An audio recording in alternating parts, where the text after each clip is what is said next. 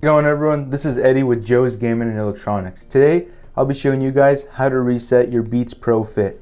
Very simple and easy. If you're having issues or just want to wipe all the devices connected to it, for whatever your reason may be, I'll show you the simple steps to do so. So have your device, make sure it's charged. Once you open it, you'll see your light flashing. We'll just steady light.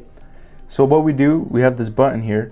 We'll click and press and hold this button for approximately 15 seconds until you see, once you see it start flashing to connect, keep holding and wait until it starts flashing kind of like a amber or a red with white. There we go. We got the red and white. You could release as soon as you see that. And then bam, they've reset. You're ready to pair your device again, whatever you may be.